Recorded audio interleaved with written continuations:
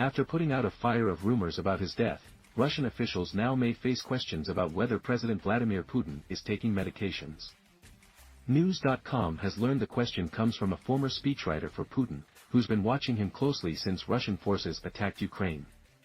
Abbas Gallyamov says Putin was fine until the special military operation began 20 months ago.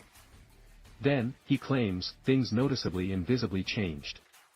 His hand was shaking, he could hardly control himself sometimes, Gallyamov said.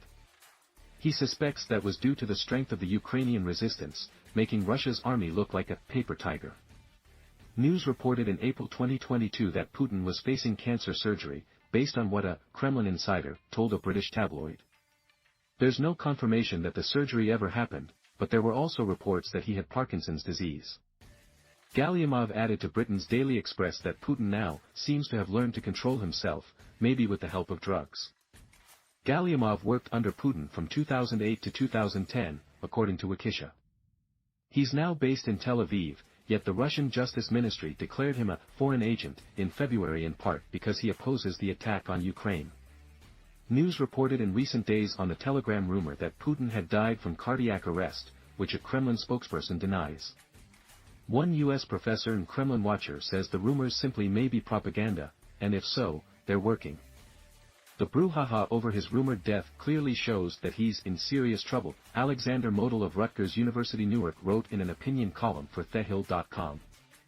Model said Putin's critics have no proof of Putin's death, but his supporters have no proof of his life. One can always claim that the man claiming to be the real Putin is really a doppelganger, Model said. Russia has a presidential election scheduled in March. Kremlin spokesman Dmitry Peskov says Putin has no rivals and cannot have any in the Russian Federation. Related to that, people who want to see the Russian ruler now will face fewer health requirements. Fox News quoted the Moscow Times Tuesday, October 31st as saying visitors will have to quarantine for 5 days before a session with Putin.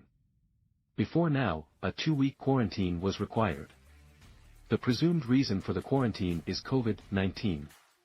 Putin has presided over government meetings by video calls since 2020.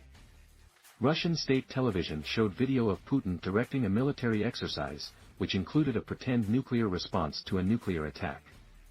The Russian parliament gave final approval to a bill revoking the country's approval of a worldwide ban on nuclear testing. Putin is expected to sign it.